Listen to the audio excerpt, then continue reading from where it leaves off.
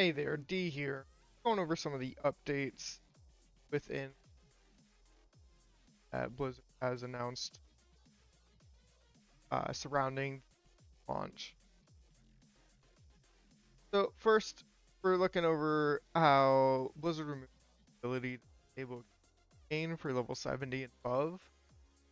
Basically, it looks like they did this because when you're in the lower level 70 range and you're dungeon within the War Within, you're able to basically blast through. And that's obviously not what they intended, or at least it could be intended while you're at that level, but they don't want you staying at that level forever and just power leveling friends. So they went ahead and disabled this. It looks like there wasn't an actual post that was going to be announcing this, but they did update the support article uh, talking about disabled experience gain, and it was seen by and this isn't even the first time that we've a lower level character just blasting through dungeons like this. This was also happened in MOP, which is down here, that level 10s were soloing an entire dungeon, and you basically were able to touch any of the mobs.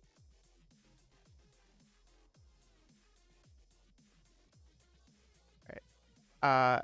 After that, we've got some set adjustments for Dragonflight on Wednesday, August 28th, which is tomorrow. They're going a hot fix that's from Dragonflight, which basically they're saying that with the hero talents and the updates to the different classes that they as their expansion, power of some of the tier sets as relevant, and they don't want you level 70. So basically, they're just gonna buy disable once you reach level 80, and they'll use it while you're leveling, but as soon as you hit 80, it's gone, and you'll need. All right, now let's go over the hot fixes that they yesterday with the full launch of the Warband mentored leveling can no longer be canceled. Uh, right, that's the excuse achievement for once you get a character up to level 80, your next character will have a 5% experience boost, and that continues to stack as you get more characters up to level 80, up until you hit 5 characters and have a 25%. And then next bullet's just talking about how, or what we just were, and making sure that it is at level 69 rather than 70, so that no one can do it within the War Within. Alright, Auctioneer. Dornergall, which is the capital of the expansion of Auction House, no deal. Got some changes for Death Knights of Soul Rupture. Now correctly applies the 5% damage reduction buff, which is always great, since like your ability, they say.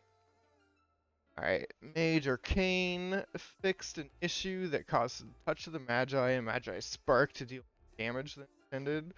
That sucks for Arcane. That's a little bit of a nerf, even though it wasn't intended that strong. Alright, Master of Harmony Monk, which is hero talents. Fixed an issue with the number of hero talent points Master of Harmony monks had while leveling. Yeah, I think I leveled my monk Master of Harmony, and I think I did have an extra. I was done for 80. That I don't remember exactly what happened. All right, but rogues, Deathstalker hero talents fixed an issue that caused some sources of increased shadow damage, not increased Deathstalker plague damage effects. It's kind of like a little buff for him, and ability. Alright, got some delve, change. Fungal folly, fixed an issue. Couldn't be interacted with, and orbits now die upon explosion. That is actually great because bits were annoying. If I did this delve, they just continuous knock you in areas. Alright. Ball's Rest fixed an issue that could cause Tomb Raider Dry Whisker to spawn during the cast of Ground Slam. Great that they're work how it's intended. The sinkhole increased the duration for which you can breath while under the effects of X. Okay, so I believe this is the delve that you're like water. Maybe.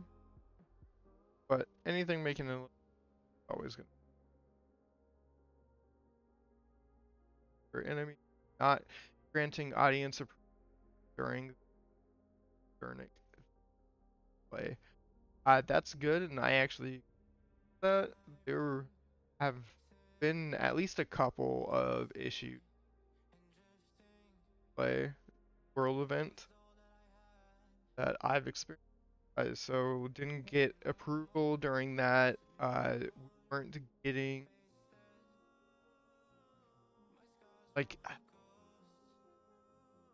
killing thing, and the count just wasn't going up. Count wasn't going up. Dancing count wasn't. Little things like that. All right. Items. The first piece of gear to drop from a lamplighter supply satchel, bound until equipped, and drop at adventure. Guessing that's.